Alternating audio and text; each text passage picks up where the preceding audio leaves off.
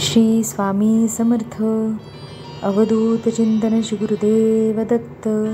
सर्वांना श्री स्वामी समर्थ. मी आज या व्हिडिओमध्ये तुम्हाला आपल्या कुळदेवताची नित्य म्हणजेच रोजची सेवा कशी करावी याबद्दल थोडीशी माहिती सांगणार आहे. जर तुम्हाला हा व्हिडिओ आवडला तर चॅनलला नक्की सबस्क्राईब करा. रोज सकाळी आपण आपल्या कुळदेवताची मूर्ती किंवा फोटो स्वच्छ पुसून घ्यावा. त्यावर गंध फूल अर्पण करावं. नैवेद्य दाखवावा, ज्यामध्ये मिठाई फळ किंवा तुमच्या आवडीचे पदार्थ असू शकतात. यानंतर आपल्या कुळदेवतांची आरती करून घ्यावी. मंत्र किंवा स्तोत्रांचे रोज पठण करावे. कुळदेवतेला स्मरण जावे. रोज सकाळी उठल्यावर आणि रात्री झोपण्यापूर्वी कुळदेवताला स्मरण जावे. दिवसभरात जेव्हाही वेळ मिळेल तेव्हा कुळदेवतांचे नामस्मरण करावे. तुमच्या कामात यश मिळावे यासाठी आपल्या कुळदेवताकडे प्रार्थना करावी. आपल्या कुळात म्हणजेच घराण्यात चालत आलेले धार्मिक विधी सण आणि उत्सव नियमितपणे साजरे करावे. घरातील वडीलधाऱ्या व्यक्तींकडून कुळाचारांची माहिती घ्यावी आणि त्यांचे पालन करावे.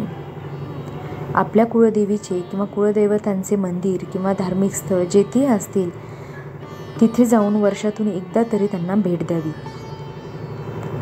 तिथे त्यांची विधिवत पूजा करावी आणि आशीर्वाद घ्यावा.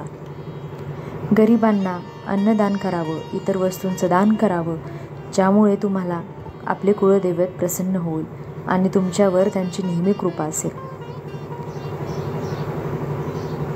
सकारात्मक दृष्टिकोन. सकारात्मक दृष्टिकोन ठेवणे आणि नेहमी चांगले विचार करणे आवश्यक आहे.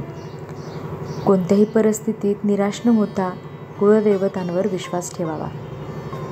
कुळदेवीची पूजा आणि कुळाचाराचे पालन करणे यामुळे घरात सुखशांती आणि समृद्धी येते. तुमच्या घरात येणाऱ्या अडचणीवर मात करण्यासाठी कुळदेवतांची खूप मोठी कृपा असते.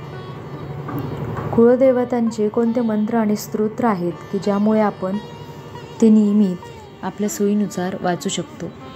ओम श्री कुलदैवताय नमः हा मंत्र 108 वेळा किंवा तुमच्या सोयीनुसार जपलास. त्यानंतर दुर्गा चालीसा, देवी स्तोत्र किंवा तुमच्या कुळदेवतेशी संबंधित स्तोत्रांचे पठण करा. प्रत्येक घराण्याचे वेगळे नियम आणि संकेत असू शकतात, त्यामुळे तुमच्या घरात काय सांगितले जाते त्याप्रमाणे पालन करा. जर तुम्हाला याबाबत काही शंका असतील तर तुमच्या घरातील वडीलधाऱ्या व्यक्ती यांचा सल्ला घ्या. सर्वात महत्त्वाचे म्हणजे भक्ती आणि श्रद्धेने कुलदेवीची जर तुम्ही सेवा केली तर तुम्हाला या सेवेतून तुमचे कुळदैवत नक्कीच प्रसन्न होईल. हीच मी स्वामीचरणी प्रार्थना करते आणि हा व्हिडिओ इथं संपवते. श्री